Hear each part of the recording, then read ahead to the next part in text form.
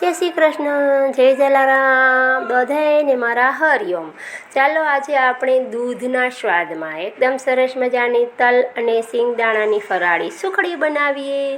તો કડાઈમાં આપણે 250 ગ્રામ જેટલા તલ લેવાના છે અને તલને લો ફ્લેમ ઉપર ફેરવીને આપણે શેકી લેવાના છે. 3-4 મિનિટની અંદર તો તલમાંથી ને ફૂટવાનો અવાજ આવશે, એનો મતલબ તલ આપણા શેકાઈ ગયા છે.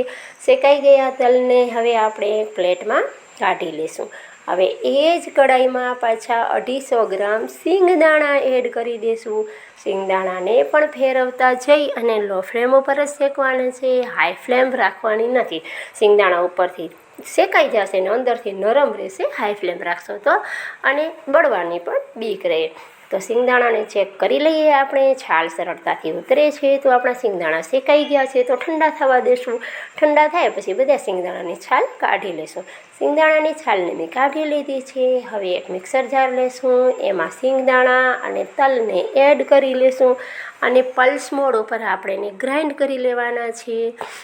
અને થોડાક દરદરા રાખવાના છે, એકદમ ફાઇન પાવડર આપણે કરવાનું નથી.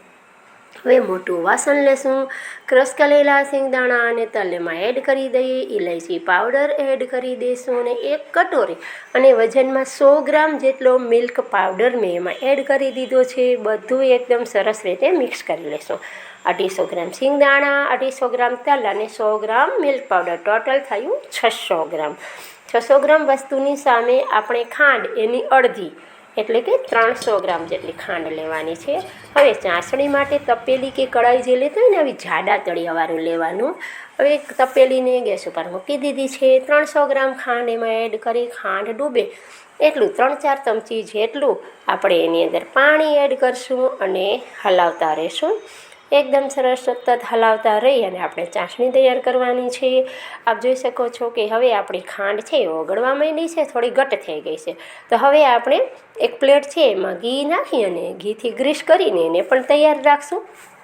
પ્લેટ તૈયાર કર્યા પછી આપણે હવે ચાસણીને ચેક કરી લઈએ. જો એક તાર આખો થતો હોય તો ચાસણી આપણી રેડી છે.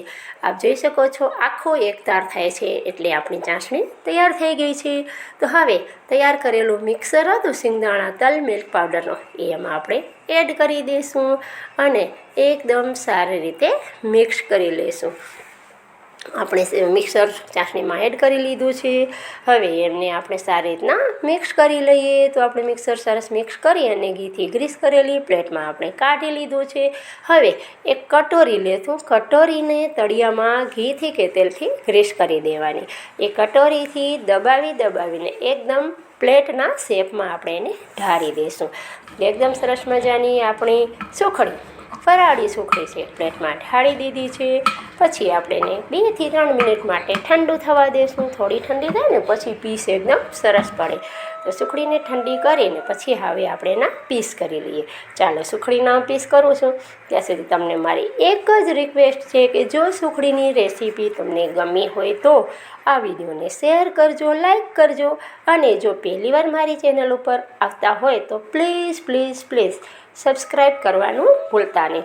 તો એકદમ સરસ સુખડી નાના મોટા સૌ ખાઈ શકે, દાંત વગરના પણ સરસ ચાવી શકે એવી, મોંમાં મૂકતા જ ઓગળી જાય એવી આપણી સુખડી તૈયાર થઈ ગઈ છે. આપ જોઈ શકો છો તાવેથાની મદદથી પીસ કાઢીને એ પણ હું તમને દેખાડી દઉં. તો તૈયાર થયેલી સુખડીને શિયાળાની ઋતુમાં મકર સંક્રાંતિમાં તમે નવી રીતે આવી સુખડીને રજૂ કરી શકો છો. જે ઘરડા માણસો અને બાળકો પણ ખાઈ શકે અને હેલ્થી અને પૌષ્ટિક એવી સુખડી તૈયાર થઈ ગઈ છે. એકદમ સોફ્ટ છે, ભાંગીને પણ હું તમને બતાવી દઉં.